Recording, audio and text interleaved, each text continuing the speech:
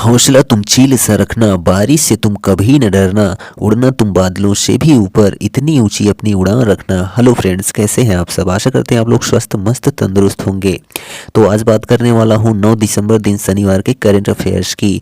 तो वीडियो को आप बिना स्किप किए पूरा जरूर देखिएगा, क्योंकि आपके एग्जाम के लिए ही यह बनाया जाता है, आपकी जानकारी के लिए। तो चलिए देखते हैं आज का सेशन। तो यहाँ पर देखिए, पहला प्रश्न क्या है कि टाइम मैगजीन द्वारा पर्सन ऑफ द ईयर 2023 हाल ही में किसे नामित किया गया है? तो यहाँ ऑप्शन है आपका प्रियंका चोपड़ा, टेलर स्विफ्ट, या फिर ऐश्वर्या राय, या जैकलिन फर्नांडीज। तो जो है टाइम मैगजीन द्वारा जारी पर्सन ऑफ द ईयर 2023 में हाल ही में किसको नामित किया गया है? तो टेलर स्विफ्ट को नामित किया गया है, जो कि ऑप्शन नंबर बी आपका करेक्ट हो जाता है। ठीक, तो टेलर स्विफ्ट जो है, टेलर एलिसन स्विफ्ट, जन्म जो है इनका 13 दिसंबर 1989 को हुआ था। ठीक, और यह एक अमेरिकी पॉप गायिका, गीतकार, रिकॉर्ड निर्माता और जो है अभिनेत्री हैं। ठीक, कौन? Taylor Swift. टाइम मैगजीन ने जो है सीईओ ऑफ द ईयर 2023 हाल ही में सैम अल्टमैन को चुना है। ठीक, तो यह भी आप याद रखेंगे।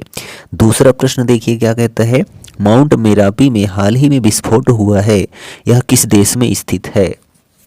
तो यहाँ ऑप्शन है इंडोनेशिया, मलेशिया, ब्रिटेन, या फिर जो है ऑस्ट्रेलिया।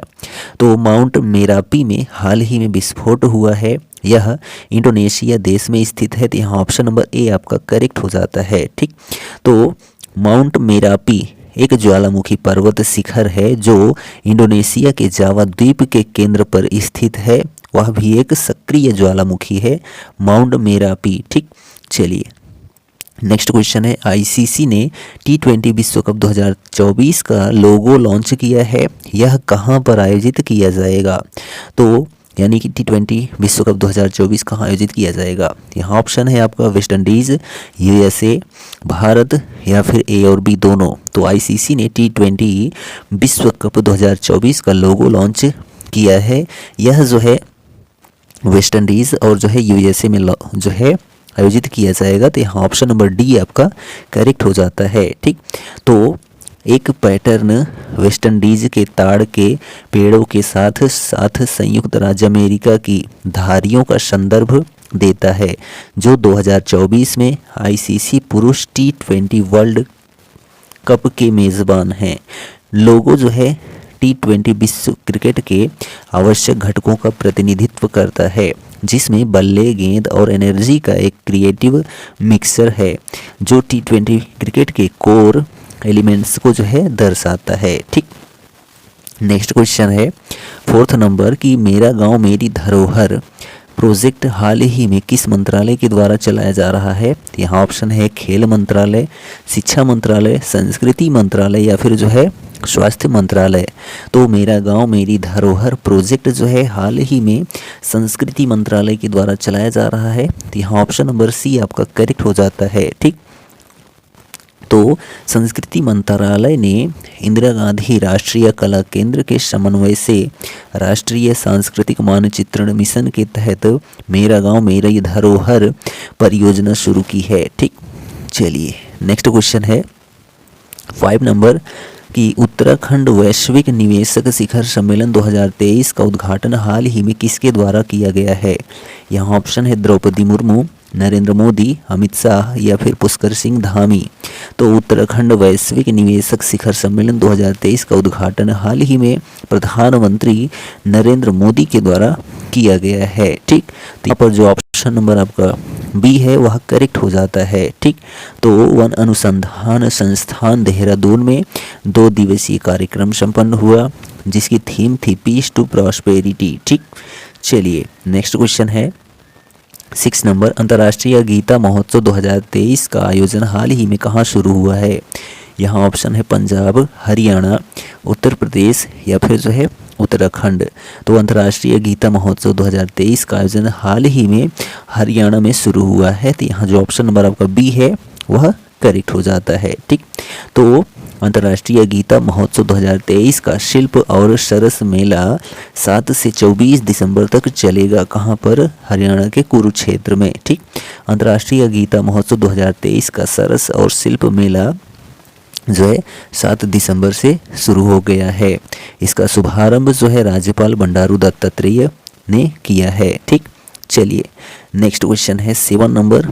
रेवंत रेड्डी ने हाल ही में किस राज्य के मुख्यमंत्री के रूप में शपथ ग्रहण की है?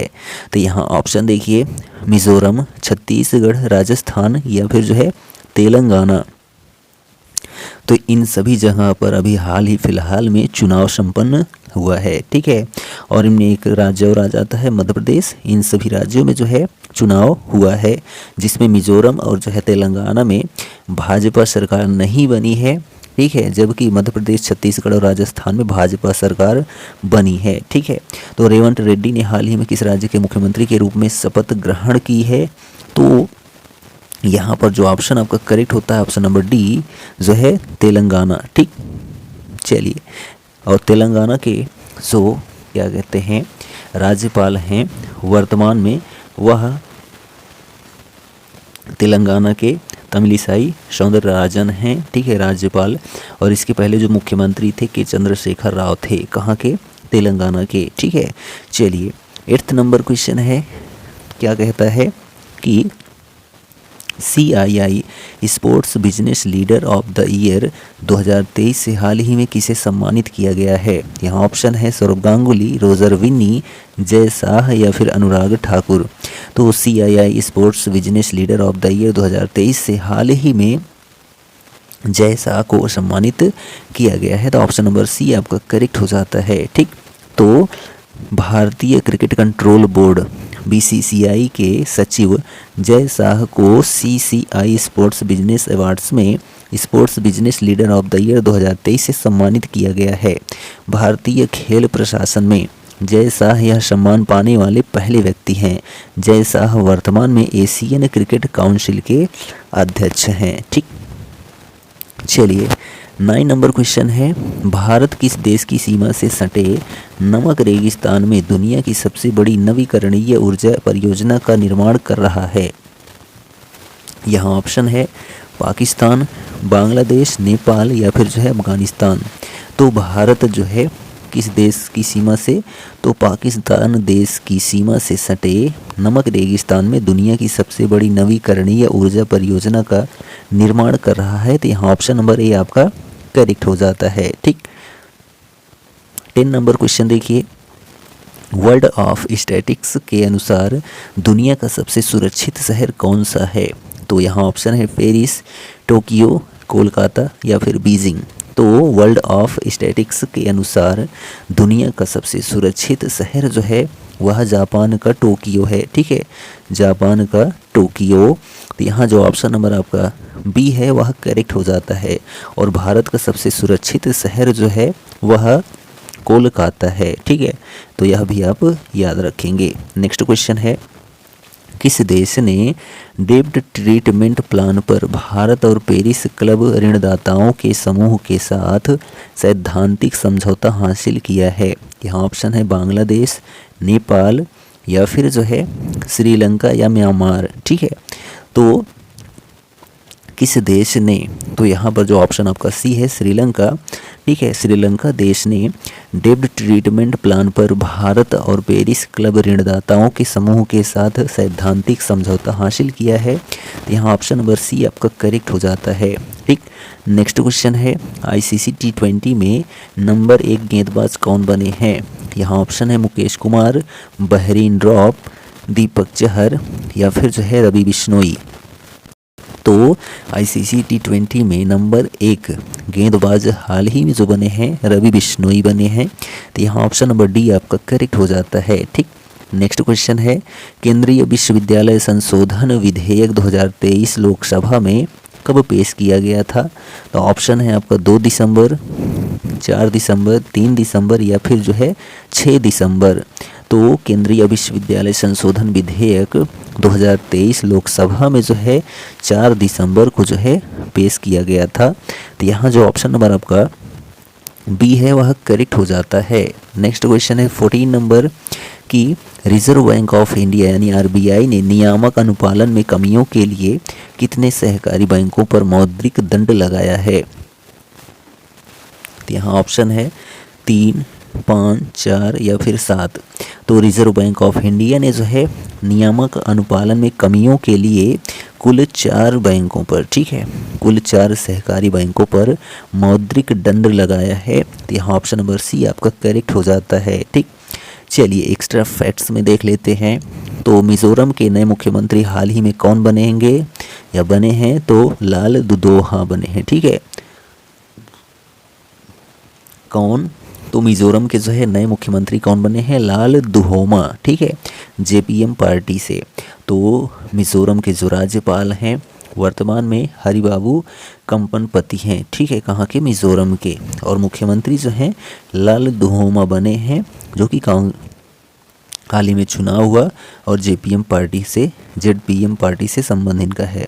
नेक्स्ट क्वेश्चन है कि नए भारत का सामवेद पुस्तक का विमोचन हाल ही में किसके द्वारा किया गया है, तो पूर्व राष्ट्रपति रामनाथ कोविंद के द्वारा। ठीक, नेक्स्ट क्वेश्चन है अंतर्राष्ट्रीय नागरिक उड्डयन दिवस 2023 हाल ही में कब मनाया गया है, तो 7 दिसंबर को मनाया गया है अंतर्राष्ट्रीय नागरिक उड्डयन दिवस 2023। ठीक, और इसकी जो थीम रही है advancing innovation for global aviation development रही है। ठीक, नेक्स्ट क्वेश्चन है किस राज्य को COP28 में वनीकरण प्रयासों के लिए अंतर्राष्ट्रीय सम्मान मिला है, तो बिहार राज्य को जो है COP28 में वनीकरण प्रयासों के लिए अंतर्राष्ट्रीय सम्मान मिला है। ठीक, चलिए नेक्स्ट क्वेश्चन है और लास्ट क्वेश्चन है प्रतिवर्ष 9 दिसंबर को कौन सा दिवस मनाया जाता है, तो अंतर्राष्ट्रीय भ्रष्टाचार दिवस जो है प्रतिवर्ष 9 दिसंबर को मनाया जाता है। तो भ्रष्टाचार आप जानते ही हैं क्या होता है।